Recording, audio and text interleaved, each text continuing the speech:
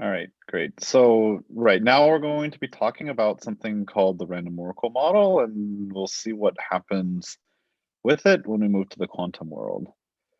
So in the classical setting, the random oracle model is basically what we look at is certain crypto systems that make use of a hash function. But where the crypto system security can't be justified just based on, say, the collision resistance of the hash function. Um, and nevertheless, these crypto systems seem to be secure, seem to resist attack. Examples include OAEP, the Fujisaki Okamoto transform, full domain hash, Fiat Shamir, and a variety of other crypto systems. So the thing that we do then is we sort of move to an imaginary world where we pretend that the hash function h is actually just a truly random function that the crypto system queries every time it wants to evaluate h. Since we're trying to mimic the real world where h is just a concrete hash function whose code everyone, including the adversary, knows, we have to also allow the adversary to make queries to this hash function h, this random oracle h. And basically what we do is in this sort of pretend world where we model the hash function h as a truly random oracle, we try to prove security. And for all the examples I mentioned in the previous slide, we can actually prove security if we model the hash function this way. And so a random oracle is sort of basically capturing intuitively like all the security properties you may want out of a good hash function, even those that go a long way beyond just collision resistance. Now, a proof of security in the random oracle model isn't a proof of security in the standard model, right? Because in the standard model, we don't have a random oracle in the sky. We have the concrete code for a hash function. So the random oracle model proofs are seen as heuristics, but nonetheless, they seem meaningful in practice. And the idea is that if you have a proof of security in the random oracle model for your crypto system, it's really saying that any attack should be exploiting the low-level structure, the implementation details of the hash function. And for very well-designed hash functions, it appears that the best practical attacks really are those that just evaluate the hash function on an input, evaluate the hash function on another input, and so forth. And really, the best practical attacks do seem to be, in most cases, to be the just these query access attacks. And based on this, it seems that the random oracle model is a useful heuristic in practice. And the reason that we like the random oracle model is because it allows us, in many cases, to design the most efficient schemes, efficiency either in terms of just runtime or in terms of parameter sizes. And so the random oracle model has become very important in practice for this reason, because the most efficient schemes, the only way we know how to justify the security in many cases is through a random oracle model proof. Okay, so what happens when we move to the quantum setting? Well, in the real world, our quantum attacker has a quantum computer. They know the code for the hash function. There's nothing stopping them from running Grover search or quantum collision search or any other quantum algorithm they may choose on their hash function. And in particular, they can evaluate the hash function on superpositions of inputs. So if our goal is to capture reasonable attacks that a quantum computer may be able to perform on a hash function, we really have to model our random oracle as a quantum accessible random oracle. So we have to allow our quantum adversary to query this random oracle on superposition of inputs. So this quantum random oracle model has become the standard in developing post-quantum crypto, and it's become very important because, again, the the most efficient crypto systems for post-quantum crypto tend to be those that employ the random oracle. And so, if we want to justify the security of all these crypto systems, we have to, ideally prove security in the quantum accessible random oracle model. Right. So basically, what this means is that even if we don't care about superposition attacks like we were talking about yesterday, what this means is that there's sort of unavoidable quantum superposition queries in our modeling of our adversary, right? So even if you want a signature scheme and you don't care about the adversary making superposition queries, you're going to say, well, okay, I'm not implementing my crypto system on a smart card. I'm just going to implement it on my local device, and the adversaries across the world are only connecting with me through a classical network. All our interaction is classical. Nonetheless, our modeling of the adversary will allow these quantum superposition queries, maybe not to the signing function, but at least to the random oracle. And so what happens is we end up seeing very similar issues pop up in the quantum random oracle model as we did in the setting of superposition attacks. So today we'll talk about basically one example, which is full domain hash, and sort of just see what goes wrong and how to fix it. And we'll see that we can actually fix it using the techniques that were already developed in the setting of superposition attacks. All right, so what is full domain hash? Well, we have as a building block a trapdoor permutation, which is just a keyed permutation and its inverse, where the inverse takes a secret key and the forward function takes the public key, and they are in fact inverses of each other. The security property in the classical setting is for all PPT adversary. That adversary basically can't invert the permutation on a random Y. And in the quantum setting, this would be QPT.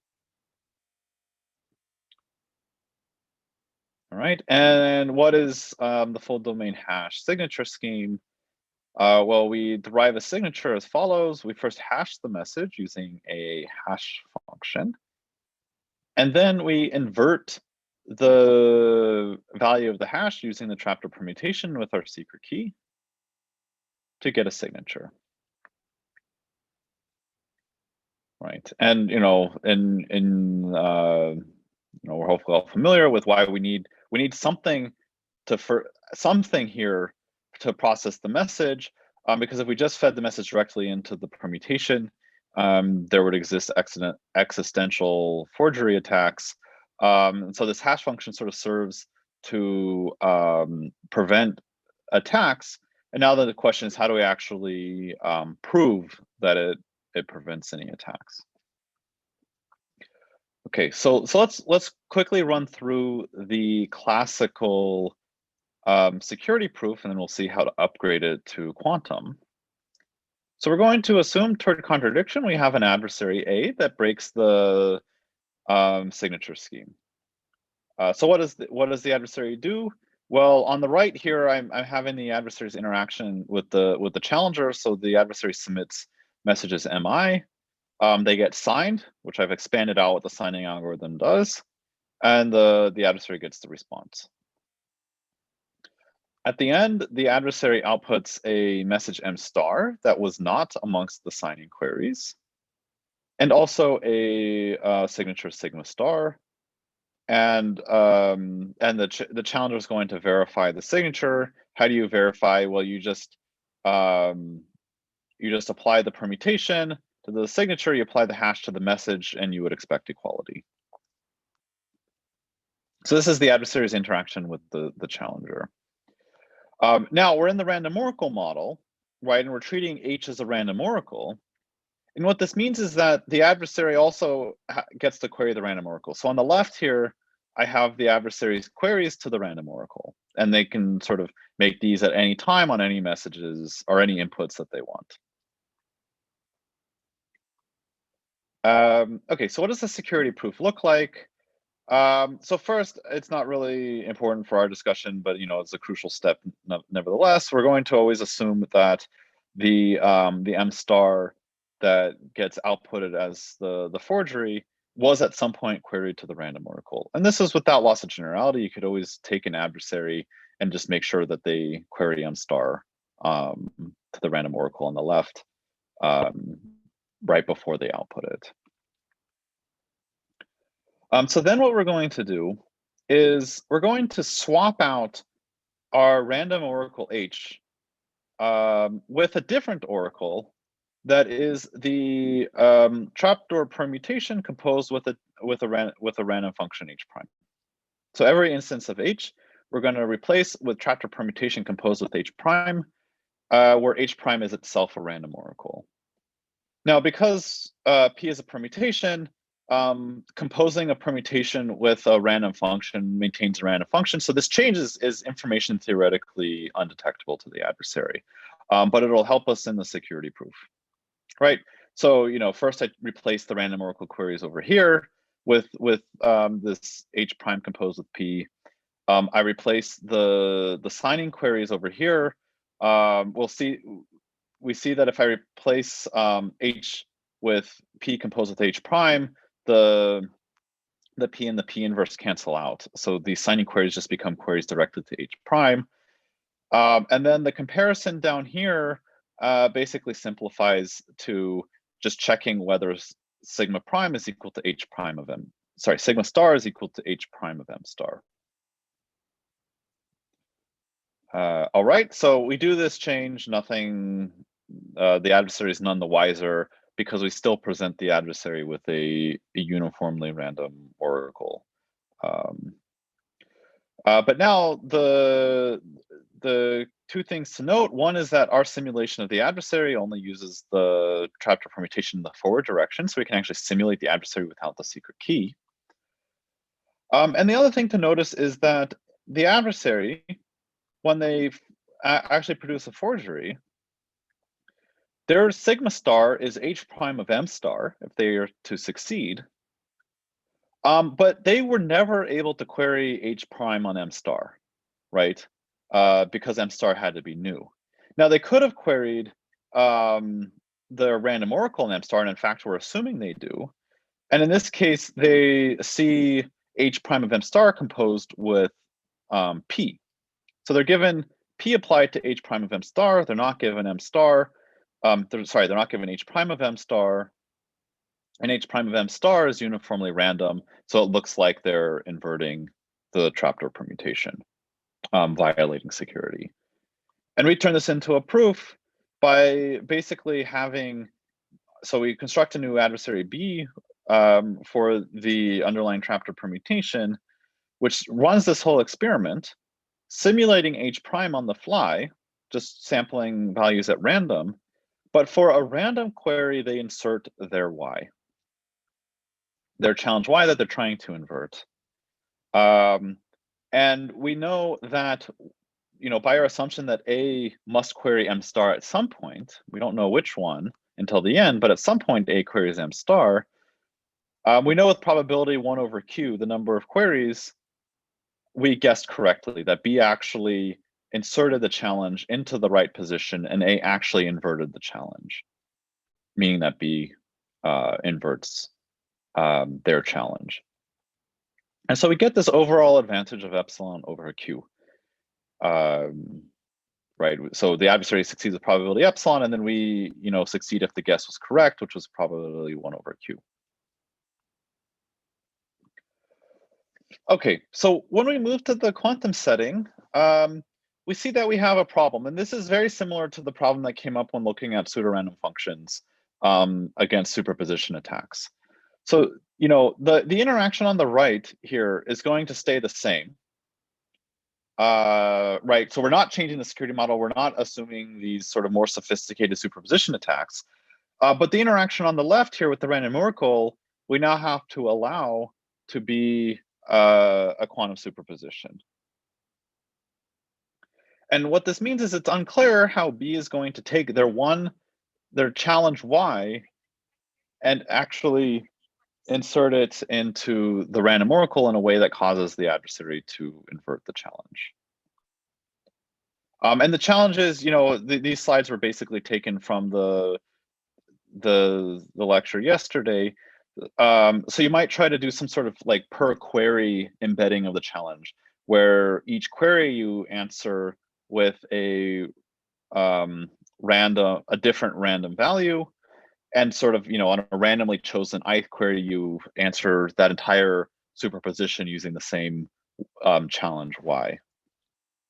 But as we said, there are problems. Repeated queries make consistency problematic because you're answering the different queries with actually different values. So if you repeat the same query twice, you'll get the same value twice.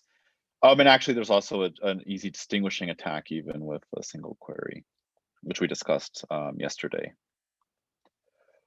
And so, just like what we were talking about with superposition queries, typical proofs in the quantum random oracle model, until recently anyway, have committed to the entire function used to implement the random oracle at the beginning, answer all queries using that function, and remain consistent throughout the entire execution.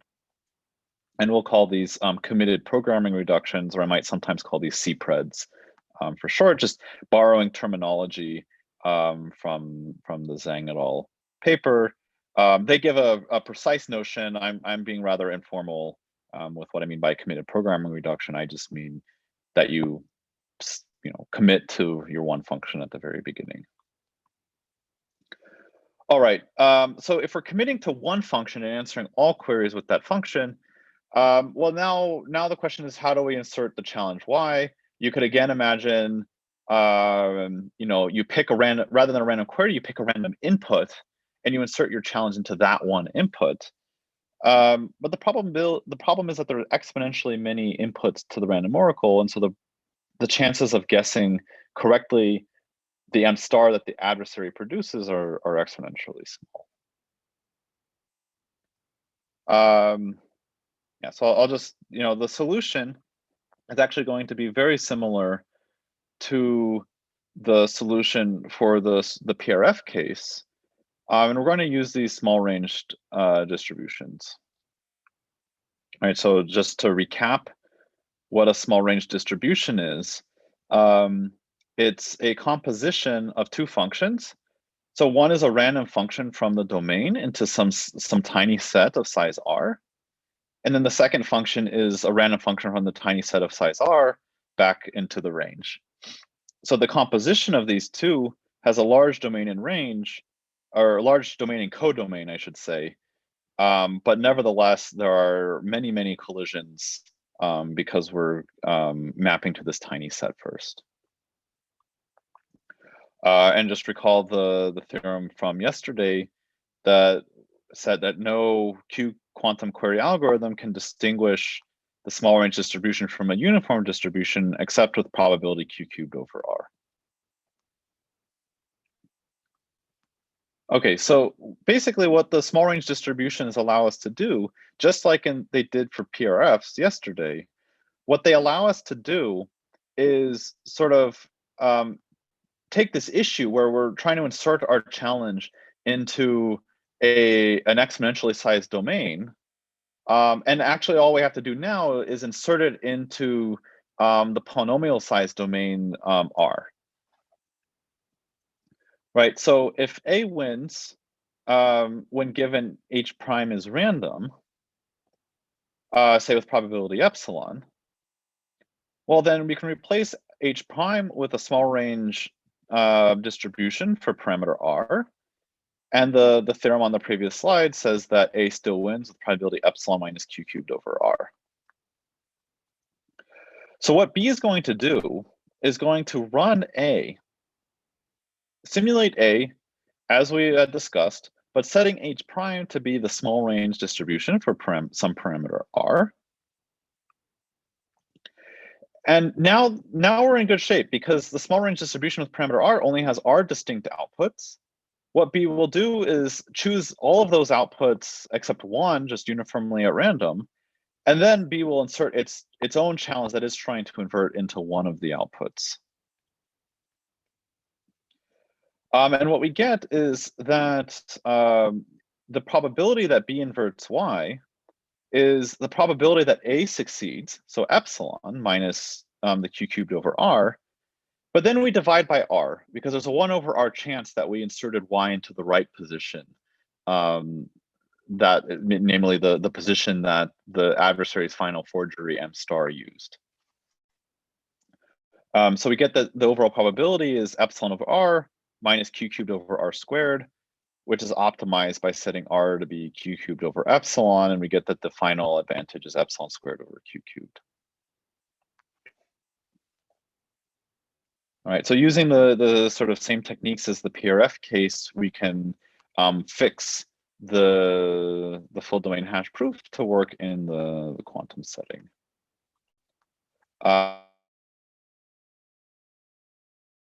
So far.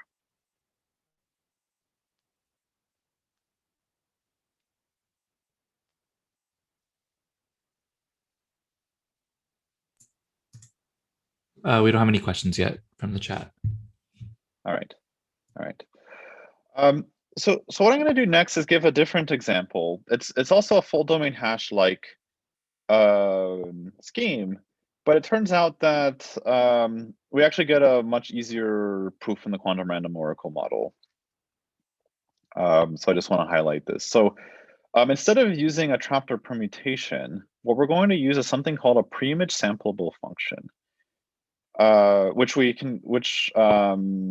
Zhandry, Picard, and Vaikuntanathan showed how to construct from LWE. So what is a preimage sampleable function? So it's a function P, and this function P is actually going to be compressing. It's no longer a permutation, so it has many collisions. And given that it's compressing, there's a question of what the inverse does. So there's going to be an inverse, but the inverse isn't going to be a true inverse. Instead, what the inverse is going to do is sample uniformly from the set of preimages. So the inverse is going to take Y and sample from the set of preimages of Y. So the correctness property then is that if I compose P inverse with P, I do get the identity in this direction, but if I compose P with P inverse, I won't get the same X back. And what are the security properties? So the one is that we want this to be collision resistant.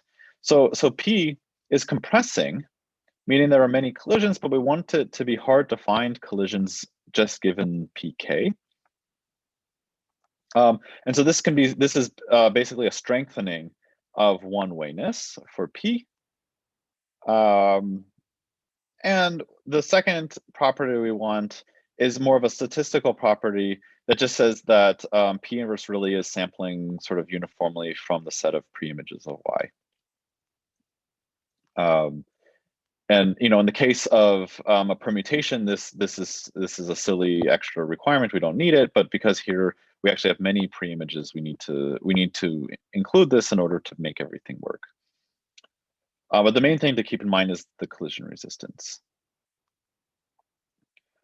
Okay, so we can build signatures from preimage sampleable functions in much the same way we did with trapdoor permutations. We just replace the trapdoor permutation inverse with the PSF inverse. And now let's look at the security proof. So a few things changed slightly. So we're going to assume toward contradiction an adversary that wins the game. So this picture should look exactly like the case for this when we're using trapdoor permutations, except now these are the preimage sampleable function algorithms. So the first step is to replacing the oracle H with the oracle H prime. This more or less works as you would expect. One issue is that for the simulation to be to actually have the right distribution, we need to, and in particular the way that the signing algorithm interplays with the random oracle here, we need the statistical property that the P inverse actually produces a random preimage.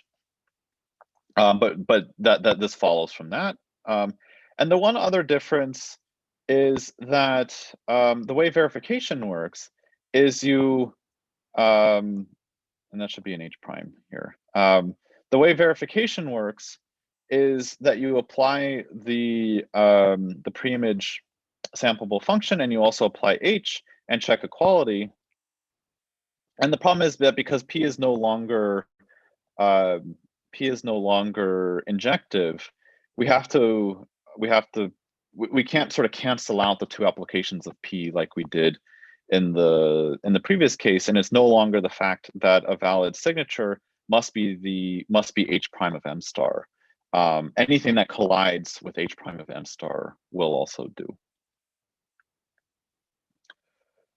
But now we're done, actually, because basically the adversary information theoretically through the random oracle queries actually doesn't know what H prime of M star is, right? Because it's getting compressed by P. And what this means is that whatever sigma star they output, even though it collides with H prime of M star, actually it will be different from H prime of M star with high probability, and therefore form a collision contradicting the security of the preimage sampleable function.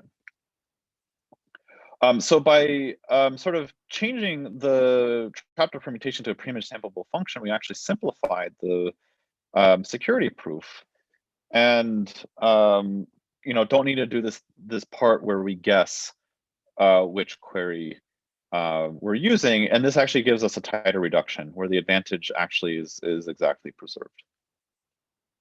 Almost exactly preserved. There's some loss just because there's some tiny loss just because there's some probability that sigma star actually was equal to H prime of M star, but more or less the advantage is epsilon. So when moving to the quantum proof, we assume towards contradiction, an adversary, like this, but now they're making quantum queries on the left here. And it turns out that basically everything just works as is. There's some tiny issues having to do with the fact that for these LWE-based PSFs, P inverse of Y isn't a truly uniform preimage, but it's only true in a statistical sense. So there's some issues having to do with that you have to take care of that are a little annoying. But the main issue really is just simulating H prime efficiently. Nothing else much changed. And just like we did for the case of these superposition attacks, we can simulate a uniformly random oracle by using a 2q-wise independent function where q is the number of queries made to the random oracle. Right. So for this particular reduction, it somehow amazingly turns out that proving security under quantum queries to the random oracle is actually much simpler. We didn't have to do anything with these small range distributions. We just have to take care of some annoying statistical issues and then the simulation problem, which we can relatively easily handle. And so there's sort of an interesting takeaway here. This is certainly not a formal statement. It's more of just an intuition to have, or a rule of thumb. That is that, what was the difference? Forget the underlying mechanics of the reduction and just think, what was the difference in sort of the overall security loss? So in the case of full domain hash with a trapdoor permutation, we had this loss of 1 over q. And in that case, we had to do some fancy work with the small range distributions in order to basically allow us to replace this per query hybrid or per query guessing with something else that only incurred still a polynomial loss. However, the second example, using a preimage sampleable function, there was essentially no loss in the reduction, and we didn't have to do anything much to upgrade it. And so, a general rule of thumb is that if the loss of a classical reduction is independent of the number of queries being made, it's probably a good signal that your classical reduction actually isn't doing any per query hybrid or per query inserting of challenges. And in this case, there's a good chance that we can actually upgrade to quantum security just by taking care to make sure that we're simulating random oracles efficiently, and maybe some. Not saying that it's trivial, but there's a good chance that we can more or less take the same proof and upgrade it by paying attention to some lower order details. However, if there is a loss in the reduction that depends on Q, what this suggests is that you're doing something like inserting your challenge into a random query or doing a hybrid over the queries. And these things don't necessarily make sense in the quantum setting. They certainly are problematic if you're using a committed programming reduction. And what this means is that you'll likely need a sort of a brand new reduction strategy, or perhaps it's actually just impossible. So this is just a sort of a rough rule of thumb to maybe keep in mind. If you're going to look at a classical security theorem and you see the reduction, whether or not it depends on Q, might give you a good guess as to whether the reduction works in the quantum setting or not. So let me pause for any questions. So we have a question in the chat that's saying, in the second full domain hash, is one of the main reasons we're getting a tight reduction because we're actually changing the underlying assumption from kind of not being able to invert to the function being collision resistant? Yeah. So we're essentially assuming a stronger object, and that allows us to get the tighter reduction. At the same time, it also allows us to get a simpler proof of post-quantum security. But yeah, it's exactly because we upgraded from one-wayness to collision resistant that allowed us to get the reduction to go through that way. And I guess related to that, really conceptually, the only difference from the trapdoor permutation to the pre-image sampleable is the fact that it's now compressing. So this inversion makes sure that you get a different response or a random response. Right. So sort of the crucial thing was that the adversary's forgery actually is different than, with high probability, is different than H prime of M star. In the case of permutations, the adversary forgery will be equal to H prime of M star just because it's a permutation. When we relax or not relax, because we're actually giving a stronger property, but when we move to a compressing function, now the adversary actually loses information, theoretically loses information about H prime of M star, so they can't guess the correct output. And so essentially, if they're going to break the scheme, they're forced to find a collision. And that's what allows the reduction to go through with the improved tightness.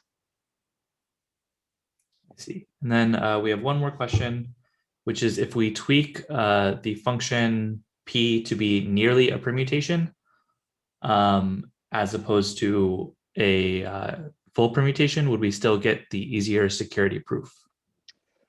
Likely not. Right. So I guess there was one more security property that I sort of glossed over, or it's really a statistical property, that we really needed this function to be somewhat compressing. So like losing a bit, actually losing a bit would be enough. But if it were very close to being a permutation, but maybe allowed for some collisions, the problem is that the adversary might choose their M star in such a way that the function's actually injective on H prime event star, and in that case, they are not being forced to find a collision anymore.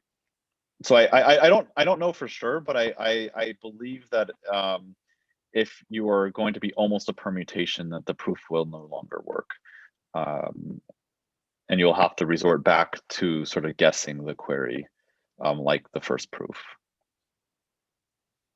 I see. And then there's one more question that was just added. Is it the case that adaptive definitions with quantum queries are usually harder to achieve?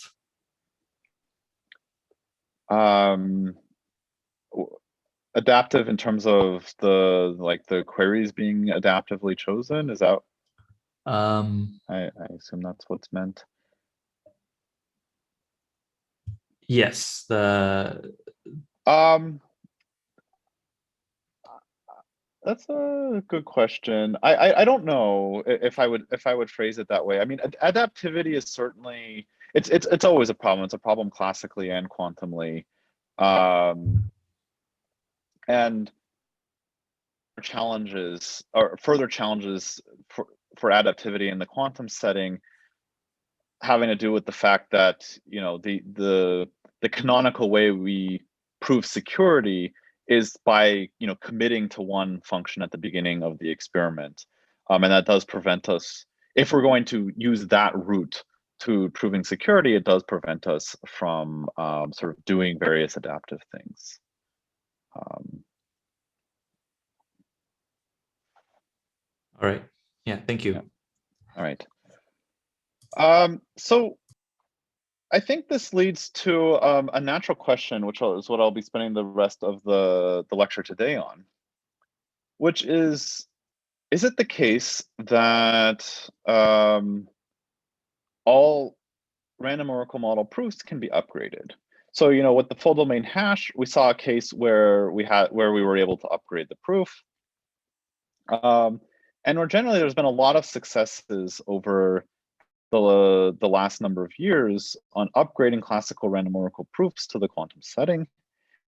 And it, you know, it's suggestive that, you know, maybe we can, you know, maybe all proofs can be upgraded, and there's no reason to even be worried about the quantum random oracle model.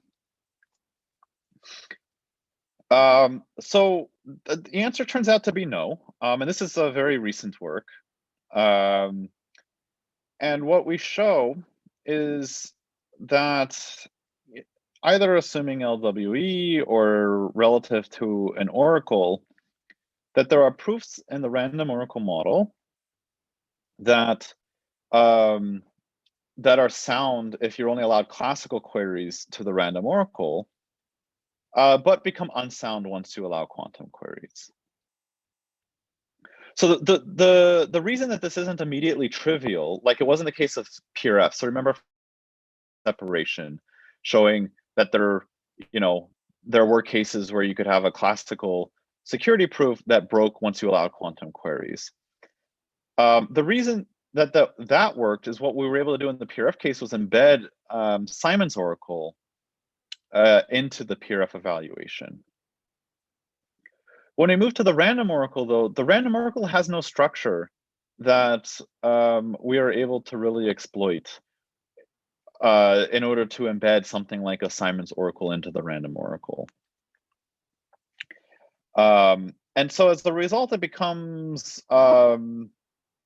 tricky or not obvious that there even is a separation. And you know, there had been separations before, but they relied on sort of unnatural timing models. But it wasn't until recently, using you know, somewhat more sophisticated machinery, that we were able to actually give a separation without relying on sort of weird timing models. So I think the best way to illustrate the separation is actually to recall the impossibility of quantum rewinding that we just talked about in the first hour this evening.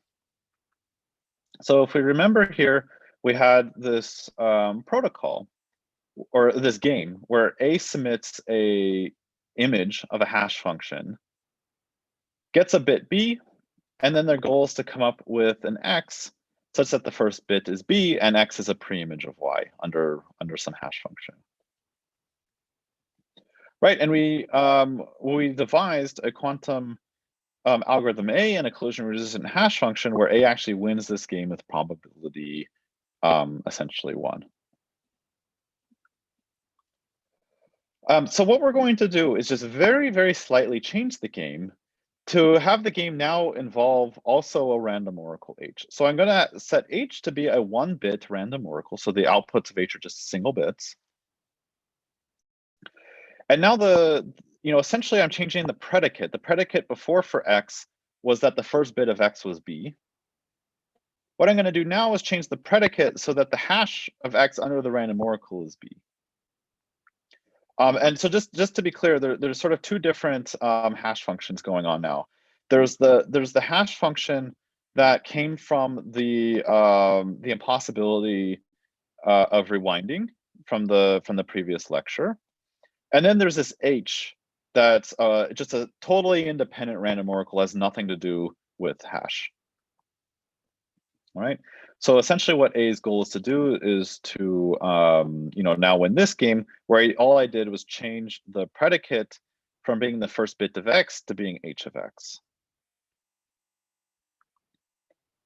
All right. And the thing is basically we can do the exact same thing we did before, and the same attacker A and the same function hash work here. Right, all we have to do is change which predicate we're using. So the diffusion operator stays the same. We still, get this start with the superposition of preimages of some y.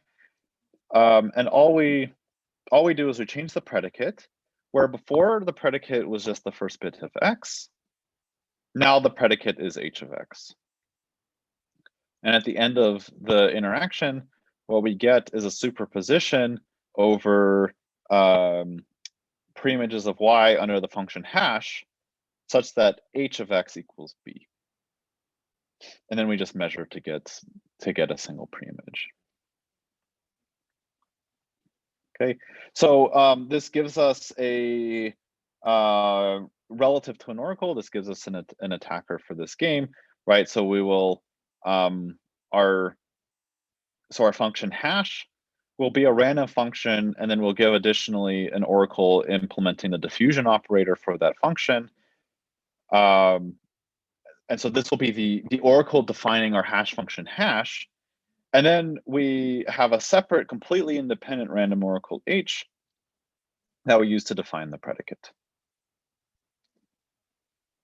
And so what we get is we get a quantum adversary that can win that game. And now we can show, though, that if A were a quantum algorithm, but restricted to classical queries, that A actually can't win the game with probability better than a half. So again, we're allowing A to be fully quantum in terms of local computations, and actually also A can make quantum queries to the function hash and the diffusion operator oracle, but the random oracle H is going to be is classical. And what we see is that A will actually fail. So what we're going to do is a proof by contradiction that will show that if A succeeds with probability noticeably larger than a half, it actually can compute a collision for the function hash, which violates the collision resistance that was proved by Ambanus et al. All right, so here's the proof. So let's imagine we run A and have it play this game. As it's playing the game, it's making classical queries to the random oracle H. And what we're going to do is we're going to ignore most of the queries, but focus on the queries that actually correspond to preimages of the y that the adversary outputted in the first message. And let's call the first such query x0. Now, the first such query to h, at this point, the adversary has no knowledge of what h of x0 is. Right before he makes the query on x0, he has no knowledge of what h of x0 is, because h is a random oracle. So the output is random and independent of his view until he makes the query. So he makes the query, and he has a probability 1/2 of the query output actually being the b chosen by the challenger, and he has no control over which case happens. We just know that there's a probability 1/2 that h of x0 is equal to b. So suppose now that A only ever outputted x0, that the first time they queried on a preimage of y, basically they stopped and just outputted x0. Well, in that case, we know that A can only win with probability 1/2, just because at most 1/2, just because h of x0 will only be equal to b with probability 1/2.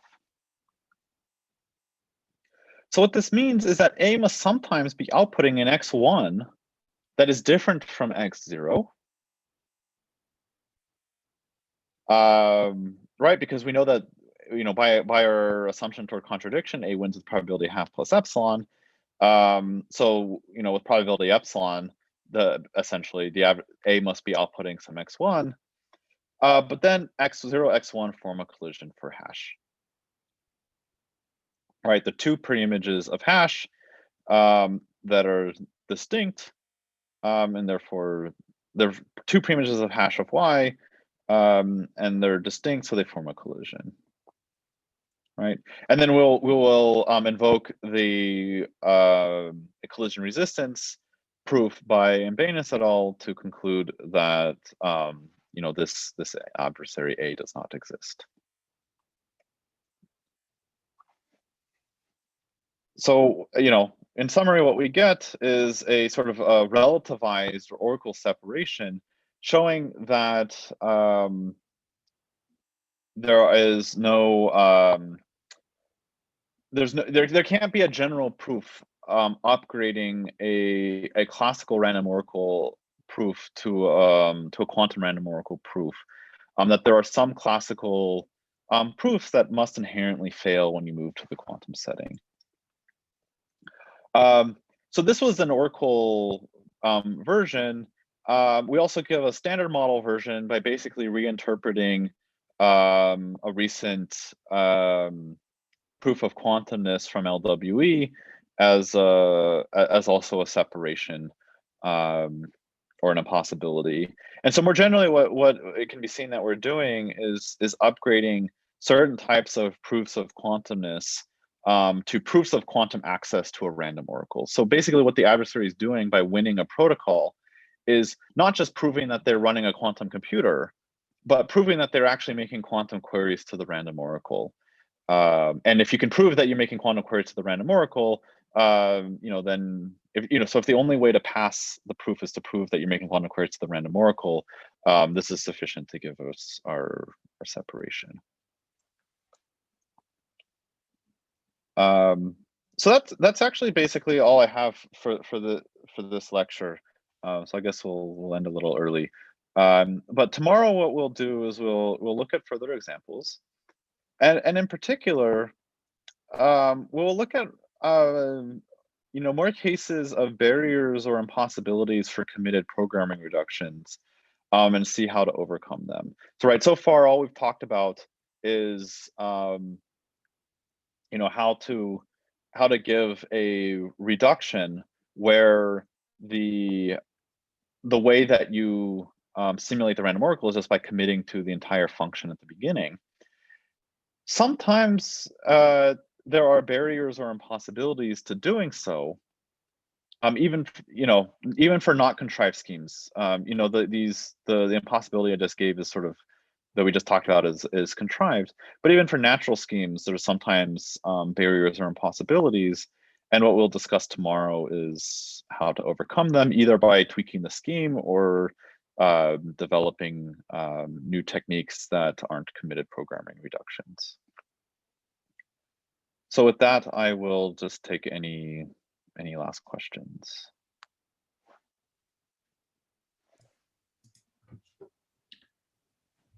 We had a question, how are the reflections V sub f, which encode h of x, created? And doesn't this require knowledge of the truth table of the 1-bit random oracle h used? So it doesn't require knowledge of the truth table. You can actually implement these V sub f's just by making some quantum queries to h. So remember what the V sub f does is it flips the phase on all x's where f of x is 1, or in this case, h of x is 1. And so the way so basically we can, you can certainly do this using, 2 evaluations of h, or even just 1 evaluation of h. I'm using something called a phase kickback trick. I don't know if that was covered on Sunday. But basically you compute the value of h in superposition. Based on the value of h, you flip the phase of that bit just using a controlled phase operation. And then you uncompute the value of h, and you're done. So all you need is superposition access to the function h.